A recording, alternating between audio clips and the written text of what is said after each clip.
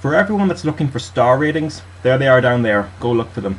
But this will not be a traditional review where I go through every match in minute detail, where I talk about every match and give my thoughts on every match. No, there is something more important. There is a more important point to make about these shows when talking about these particular shows and when recommending these particular shows.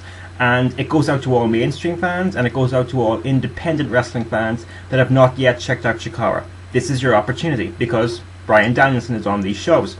We all know Bryan Danielson. He was released from the WWE about 5 weeks ago, pretty much given a 90-day no-compete clause in which he cannot compete for any company that has TV or pay-per-view.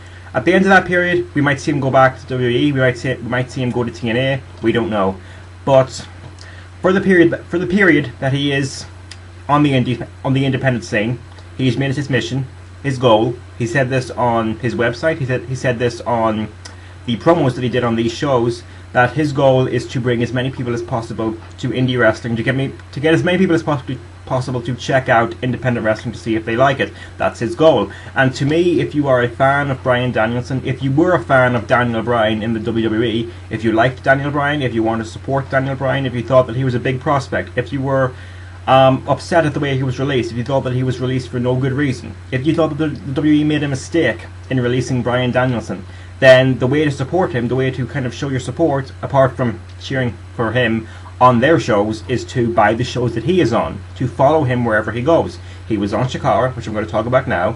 He will be on Dragon Gate USA, and he will be at Evolve. These are the Chikara shows that he was on, which I'm going to talk about briefly now, at least his part in the shows.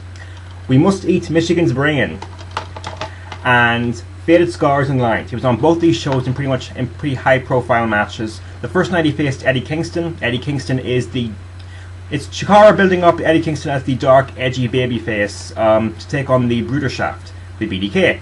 And on the second night he faced Tim Donst, who was one of the members of the Bruderschaft. He is the current Young Lions Cup holder, at least until the Young Lions Cup tournament starts next month. And I'm not going to go ahead and say he's going to have the best match on the independent scene at this time with any of these guys, with any of the guys that he faced on these two nights, because Dragon Gate USA, they're going to have him face Shingo. That's going to be a great pairing. That should be a great match. That should blow away the wrestling on either of these two shows. I'm not going to lie about that.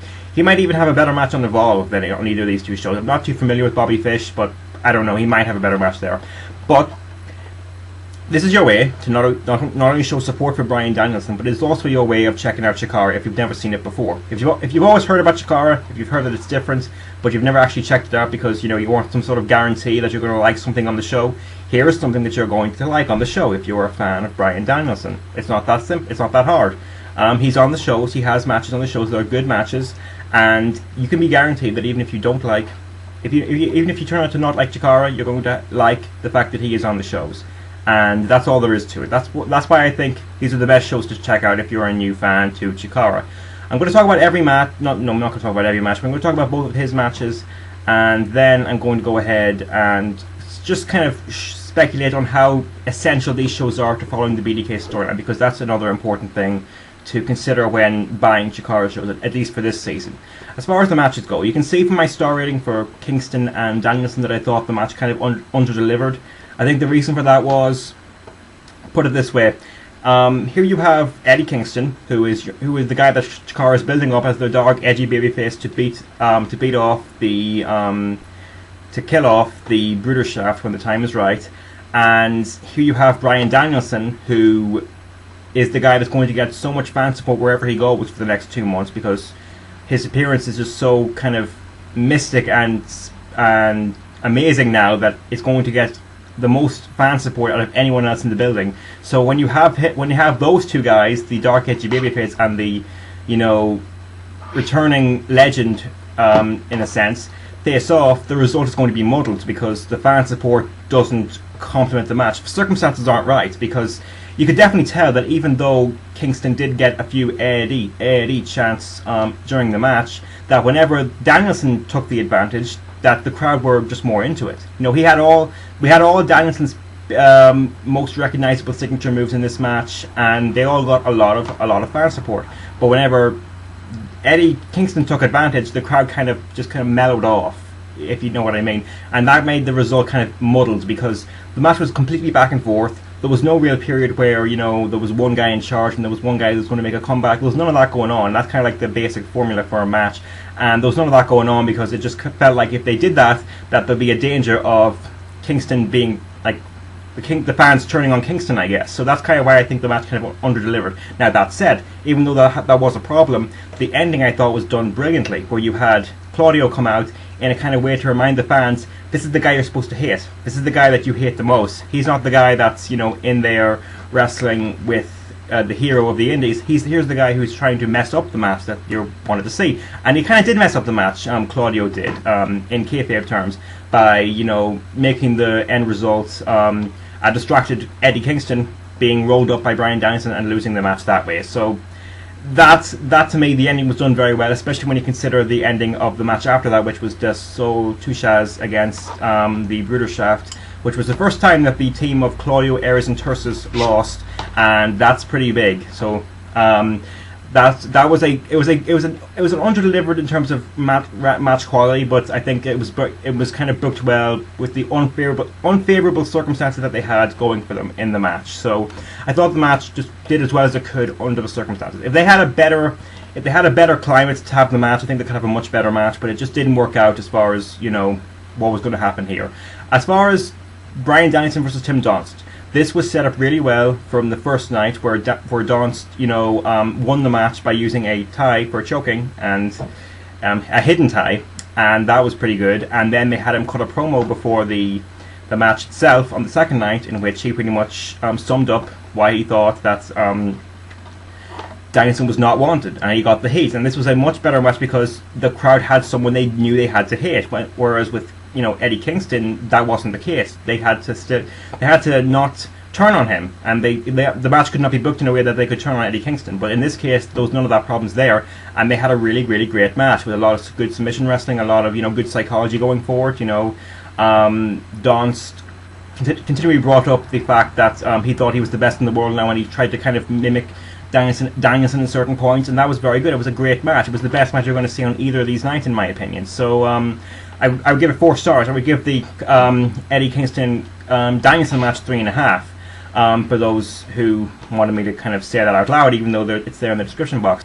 As far as how important these shows are to the BDK angle, let me start off by saying that I do believe that if you want to fully appreciate the angle, you have to buy every show, well, or at least see every show.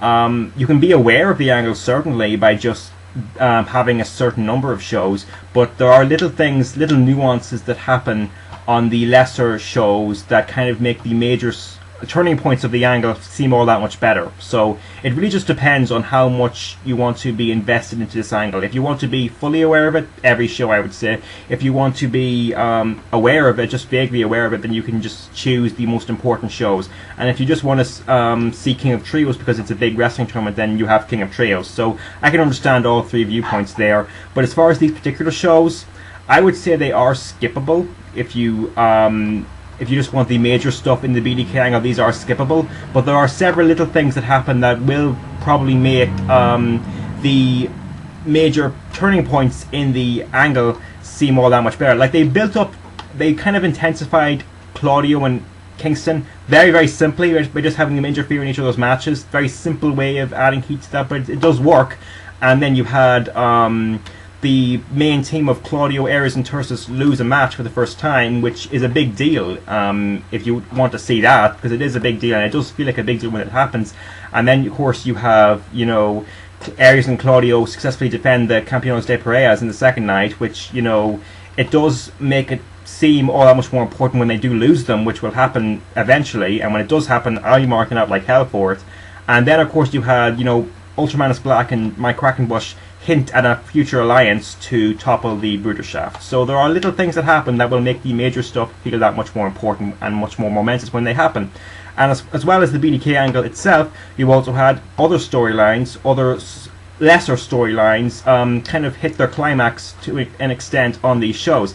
You know, the 3.0 finally won a match. The Unstable finally turned Rudo in a way that made them interesting again. And I was not interested in them at all for a long period of time, but they were interesting again on this show. So as far as how essential these shows are to, you know, following storylines, I would say there is just I wouldn't avoid them myself because, well, I'm buying every Chikara show this season anyways. But I would say they are skippable if you want to just see the major stuff in the BDK, but you're not going to appreciate it as much if you don't buy every show. I will say that. That's all for me, I guess. I'm out. Later.